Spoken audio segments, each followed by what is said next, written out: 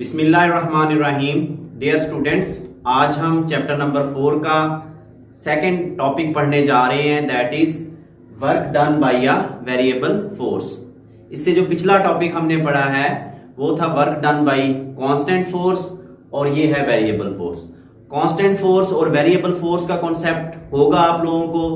अगर फोर्स की magnitude change नहीं हो रही, वो फोर्स क्या है, कांस्टेंट है, या डायरेक्शन चेंज नहीं हो रही, क्योंकि फोर्स एक वेक्टर है।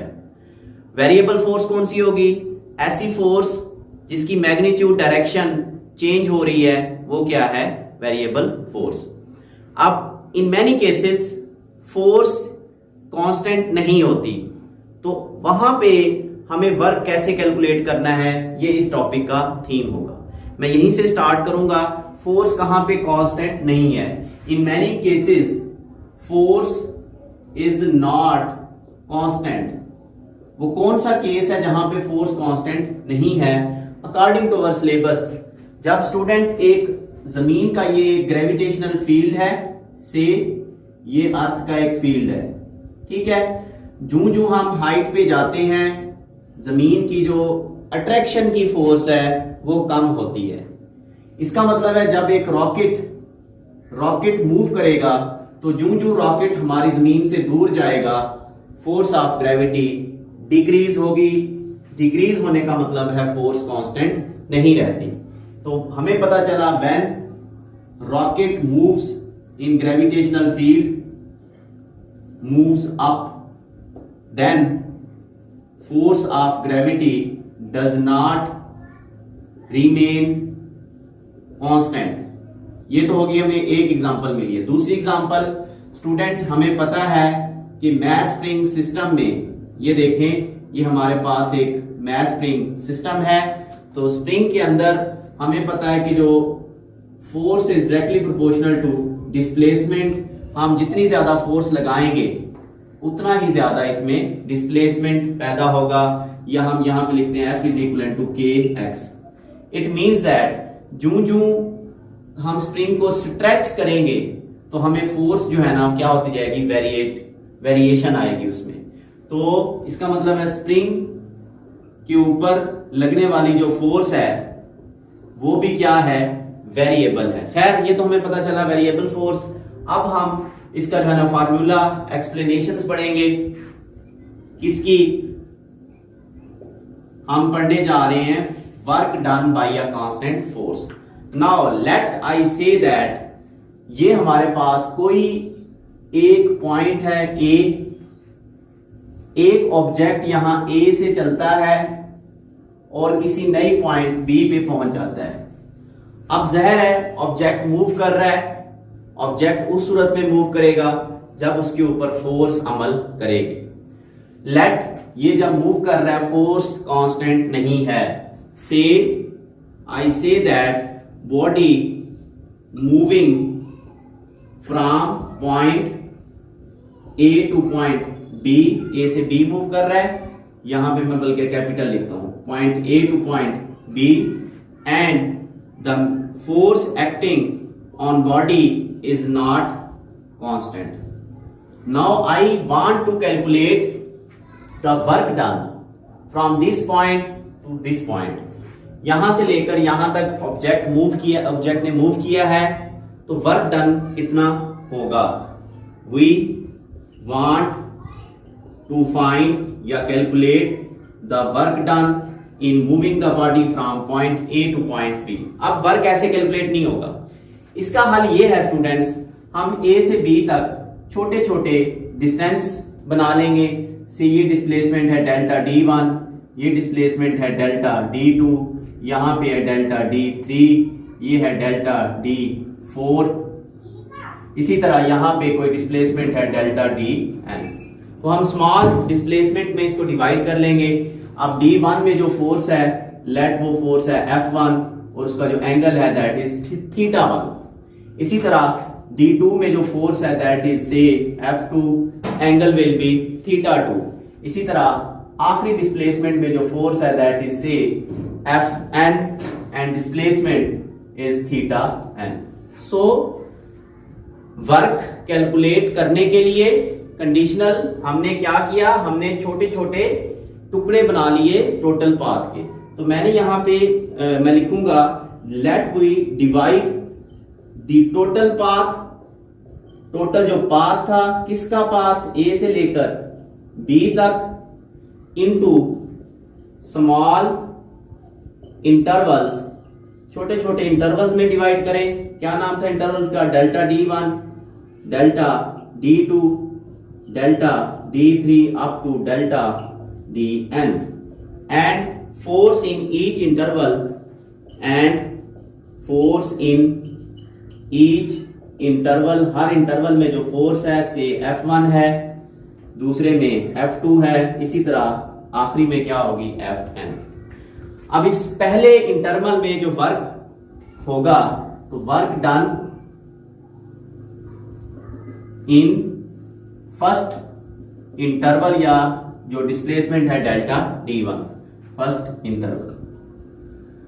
मैं यहां पे एक चीज ऐड कर दूं, ये जो डेल्टा D1 है डिस्प्लेसमेंट, ये हमने इतना स्मॉल रखना है कि फर्ज कर लें इस हिस्से में फोर्स क्या रहती है, कांस्टेंट।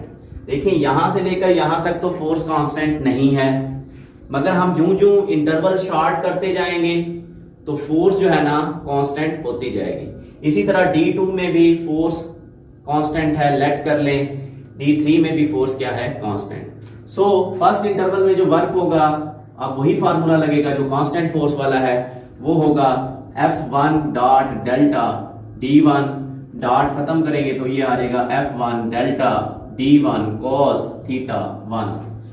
सेकेंड इंटरवल में जो वर्क होगा W2 कहलाएगा, that will be F2 dot delta D2 and it will be equivalent to F2 del D2 cos theta 2।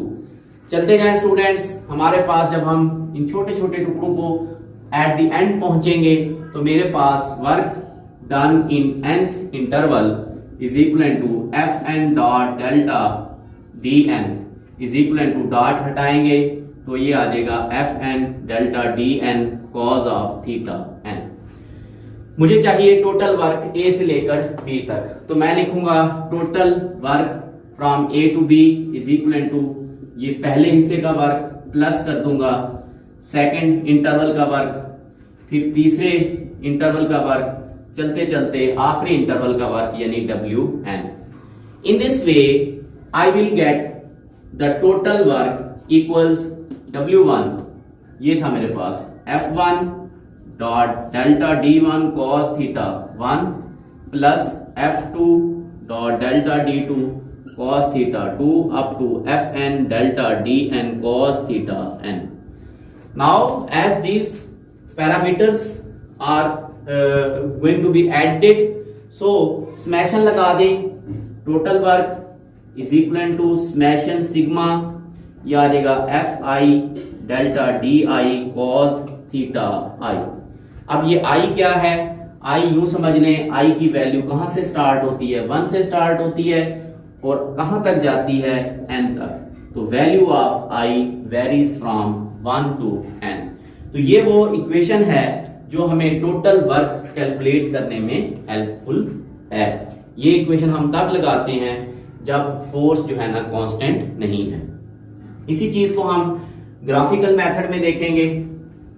जैसा कि ग्राफिकल मेथड पिछले लेक्चर में हम पढ़ चुके हैं कि area of force and displacement graph, force displacement graph का जो एरिया होता है वो किसके बराबर होता है, वर्क डन के।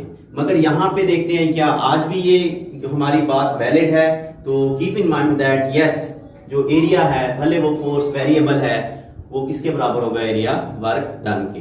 तो हम एक ग्राफ प्लॉट करेंगे स्टूडेंट्स।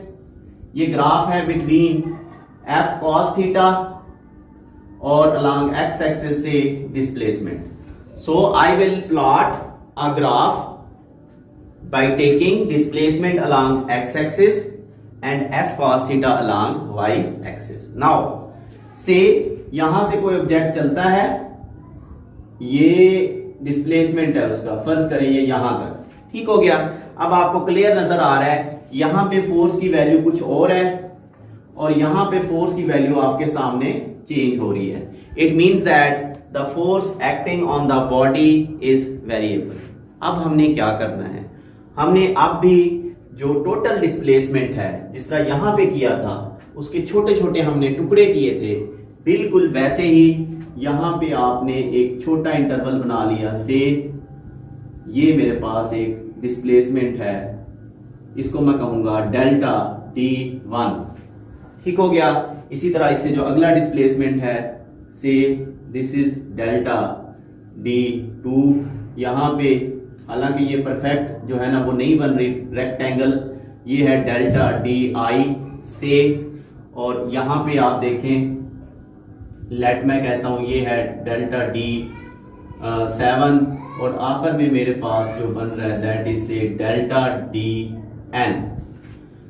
तो हमने टोटल जो पाथ था यहां से लेकर यहां तक उस पाथ को स्मॉल इंटरवल में तकसीम किया। ये देखो ये पहला इंटरवल, ये दूसरा, ये ith इंटरवल, और हर इंटरवल में यहां पे फोर्स होगी F1 cos θ1, अगले इंटरवल में F2 cos θ2, और यहां पे I इंटरवल में Fi cos θi।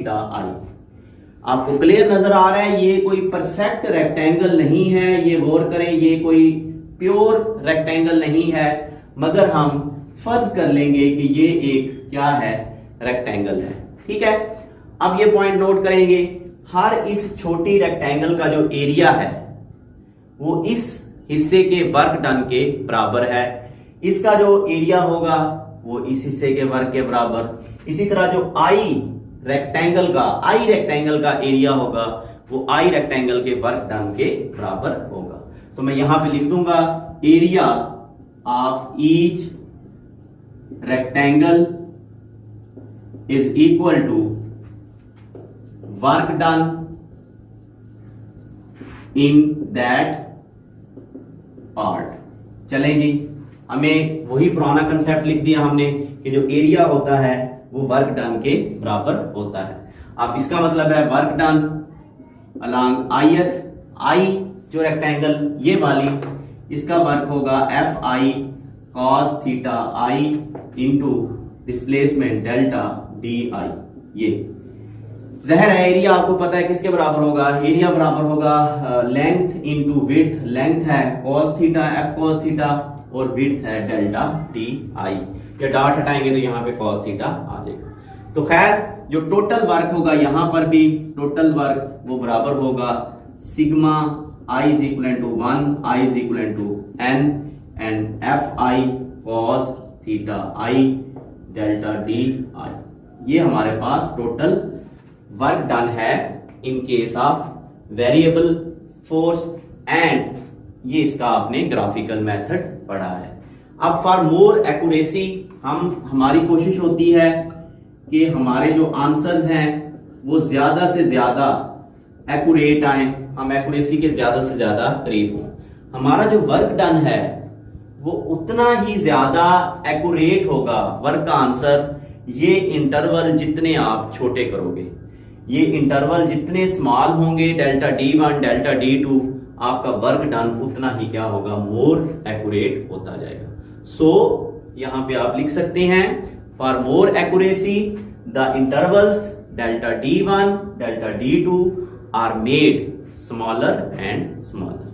तो ये हमारे पास आज भी हमें नतीजा यही मिला है कि इस ग्राफ का जो एरिया है वो किसके बराबर है, वर्क डन के बराबर है। ये इसके ऊपर मैं बहस पिछले लेक्चर पे बहुत ज्यादा कर चुका हूं, वो आप वहां पे भी देख सकते हैं। स्टूडेंट बड़ा आसान सा टॉपिक था, work done by a variable force.